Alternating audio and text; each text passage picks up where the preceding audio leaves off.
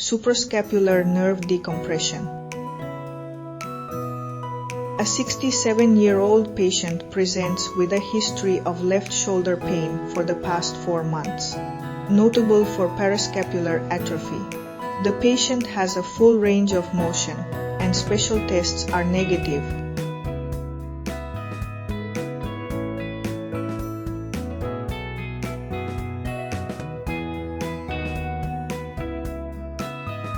The MRI indicates an intact rotator cuff with guttalier grade 2 to 3 on the sagittal cut.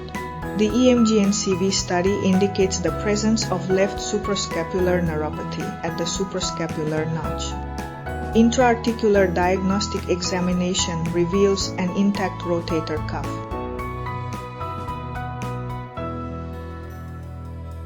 The view was shifted to the subacromial area, followed by bursectomy.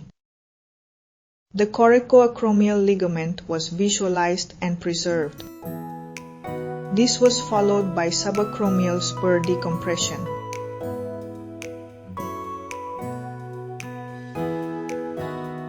The viewing portal was then moved to the lateral position, followed by bursectomy and excision of the remaining spur.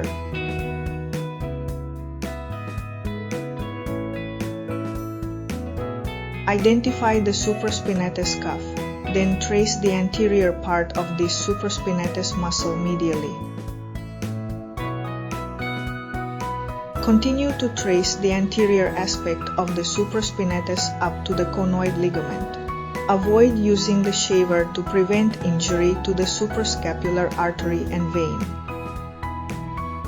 The conoid ligament is visible directly on the anterior side of the supraspinatus muscle.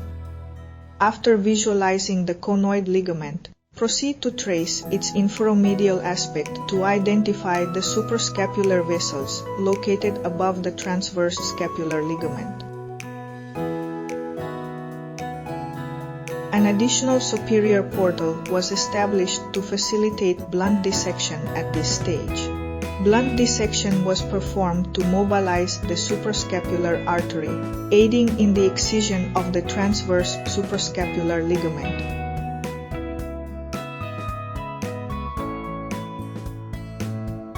The transverse ligament is visible and palpably thickened.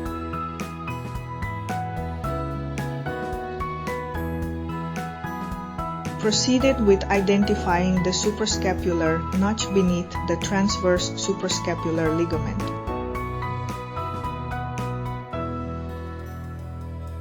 A posterolateral portal was created to facilitate the trajectory for excising the transverse ligament.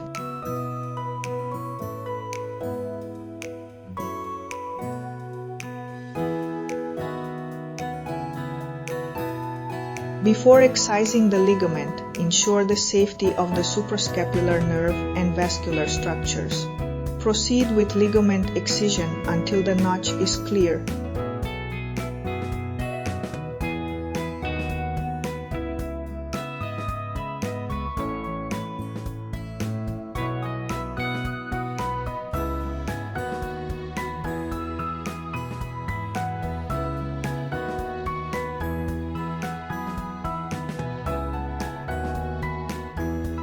The suprascapular nerve can then be identified.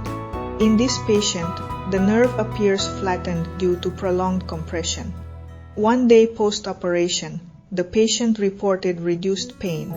The patient was also educated on performing early range of motion and muscle strengthening exercises, particularly for the supraspinatus and infraspinatus muscles.